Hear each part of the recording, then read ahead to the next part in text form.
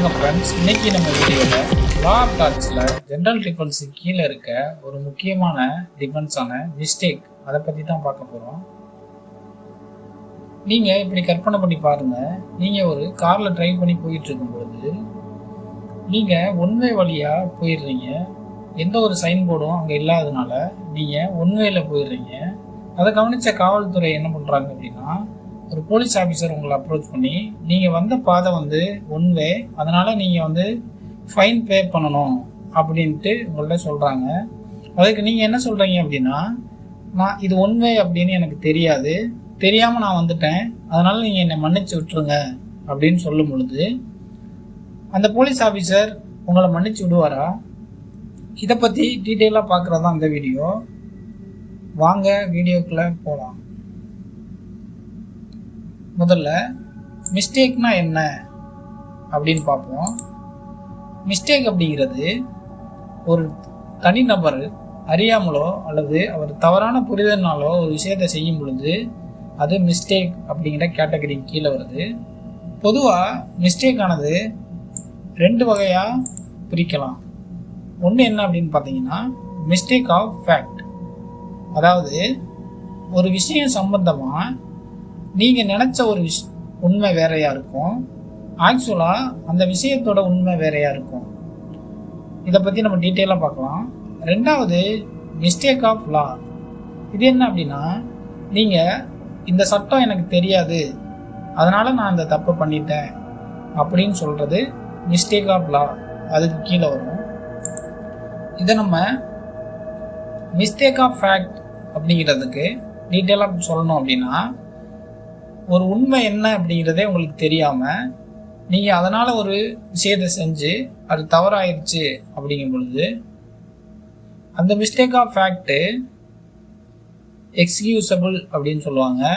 அதாவது சட்டம் நீங்கள் ஒரு ஃபேக்ட், நீங்கள் நினச்சி செஞ்ச ஒரு விஷயம் இன்னொரு விஷயம் தப்பாக இருக்குது அப்படின்னு சொல்லும் பொழுது, ஆக்சுவலாக நீங்கள் நினச்சது ஒன்று, அங்கே இருந்த விஷயம் வேற அப்படின்னு இருக்கும்போது, அந்த ஃபேக்ட் வேறையாக இருக்கும் பொழுது லா எப்படின்னா, மிஸ்டேக் ஆஃப் ஃபேக்டை பொறுத்த வரைக்கும் எக்ஸ்கியூசபிள் அப்படி சொல்லுவாங்க. பொதுவாக பார்த்தீங்கன்னா, மிஸ்டேக் ஆஃப் லாவை பொறுத்த வரைக்கும் ignorance of the law is no excuse அப்படின்னு சொல்லுவாங்க. அதாவது எனக்கு சட்டம் தெரியாதுன்னு சொல்லி நம்ம எந்த ஒரு தண்டனையிலிருந்தும் தப்பிக்க முடியாது. நீங்கள் ஒரு தவறு பண்ணுறீங்க, இது சட்டப்படி தவறு அப்படின்னு உங்களுக்கு தெரியாமல் நீங்கள் அந்த தப்பை பண்ணிட்டு, எனக்கு இந்த செயல் செய்கிறது சட்டப்படி தப்புன்னு எனக்கு தெரியாது, அதனால நான் அதை பண்ணிட்டேன், இது மிஸ்டேக் ஆஃப் லா தான், என்னைய வெளியில் விடுங்க, தண்டனை எனக்கு இல்லாமல் பண்ணுங்கன்னு சொல்லி நீங்கள் அந்த இடத்துலேருந்து தப்பிக்க முடியாது. இதுதான் மிஸ்டேக் ஆஃப் லாவுக்கும் மிஸ்டேக் ஆஃப் ஃபேக்ட்டுக்குள்ள வித்தியாசம். பொதுவாக மிஸ்டேக் ஆஃப் ஃபேக்ட் எக்ஸிக்யூசபிள். அதாவது நீங்கள் ஒரு விஷயத்தை தப்பாக நினச்சி இன்னொரு விஷயமா நினச்சி அதை பண்ணுறீங்க அப்படின்னா அது மன்னிக்கக்கூடியதாக ஒன்று இருக்கும். மிஸ்டேக் ஆஃப் லாவை பொறுத்த வரைக்கும் அது மன்னிக்க முடியாததாக இருக்கும். மிஸ்டேக் ஆஃப் ஃபேக்டில் ஒரு முக்கியமான கேஸ்லாம் அப்படின்னு பார்த்தா ஆர் விசஸ் டால்சன். இந்த கேஸ் 1889 நடந்த கேஸு.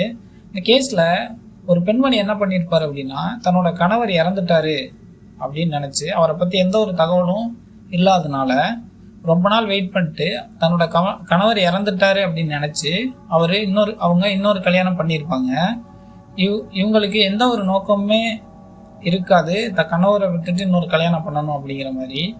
இதில் கோர்ட் என்ன சொல்லியிருப்பாங்க அப்படின்னா, அவங்க மிஸ்டேக்காக ஒரு விஷயத்த, ஒரு ஃபேக்டை மிஸ்டேக்காக நினச்சி இந்த விஷயம் பண்ணதுனால இவங்களுக்கு எந்த ஒரு தண்டனையுமே கிடையாது அப்படின்னு சொல்லியிருப்பாங்க.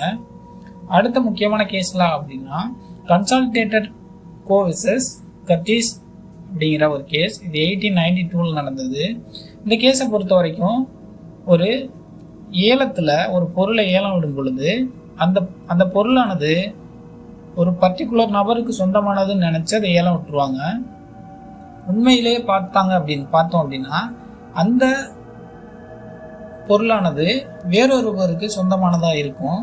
இதன் அடிப்படையில் நீதிமன்றம் என்ன சொல்லுவாங்க அப்படின்னா, நீங்கள் ஏலம் விட்டது சட்டப்படி சட்டத்துக்கு உட்பட்டது தான், நீங்கள் அதுக்கு முன்னாடியே எல்லாத்தையும் செக் பண்ணியிருக்கணும் அப்படின்னு சொல்லிட்டு, இந்த இடத்துல நீங்கள் எந்த ஒரு தண்டனையிலிருந்து தப்ப முடியாதுன்னு சொல்லிட்டு நீங்கள் அதற்கான காம்பன்சேஷனை இழப்பீடு கொடுத்து தான் ஆகணும் அப்படின்னு சொல்லி கோர்ட்டு தீர்ப்பு பண்ணியிருப்பாங்க. இப்போ நம்ம வீடியோட எண்டுக்கு வந்துட்டோம். நம்ம இந்த வீடியோவில் லா ஆஃப் டார்ட்ஸுக்கு கீழே இருக்க ஜென்ரல் டிஃபென்ஸில் ஒரு டிஃபென்ஸான மிஸ்டேக் அதை பற்றி பார்த்தோம். மிஸ்டேக்னா என்ன, அதோட டைப்ஸ் என்ன, மிஸ்டேக் ஆஃப் ஃபேக்ட்னா என்ன, மிஸ்டேக் ஆஃப் லானா என்னன்னு பார்த்தோம். 2 கேஸ்லாம் பார்த்தோம். இந்த மாதிரி இன்னும் நிறையா வீடியோஸ் நம்ம சேனலில் இருக்குது. அது உங்களுக்கு எக்ஸாம் பாயிண்ட் ஆஃப் வியூவில் ரொம்ப யூஸ்ஃபுல்லாக இருக்கும். நம்ம சேனலை சப்ஸ்கிரைப் பண்ணலன்னா சப்ஸ்கிரைப் பண்ணிட்டு அந்த வீடியோவையும் பாருங்கள்.